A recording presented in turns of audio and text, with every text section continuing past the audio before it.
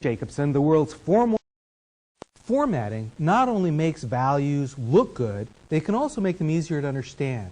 For example, formatting numbers or formatting dates in a way that really gets the sense that you want can help the person who looks at the spreadsheet really understand what you meant.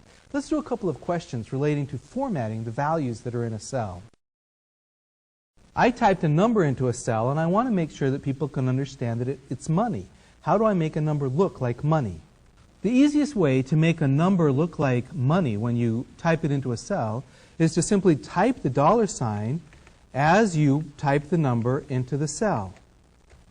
If you use a $ when you type the number, then when you press enter, Microsoft Excel figures out that it's money and includes the $ as part of the number.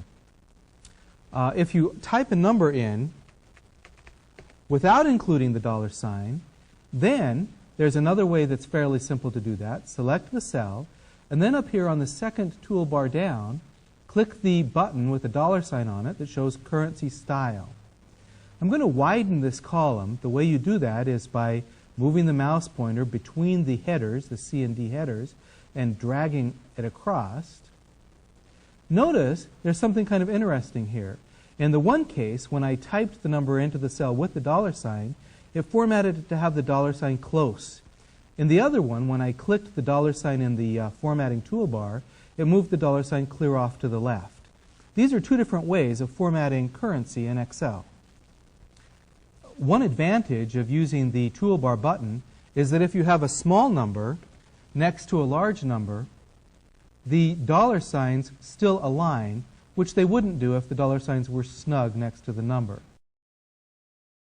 In order to be able to see the difference between these two formats and how you can control it, we need to go to the dialog box that allows you to format a number. Select the cell that has the $ close by, and from the Format menu, choose Cells.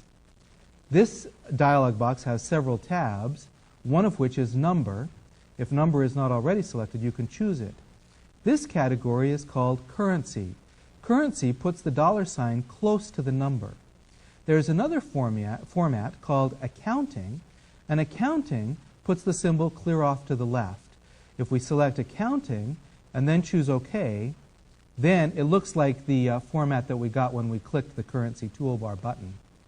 If you want to get rid of the decimal points after a number, you can simply choose, up here in the toolbar, the Decrease Decimal button, which shows the same number but without the decimal point.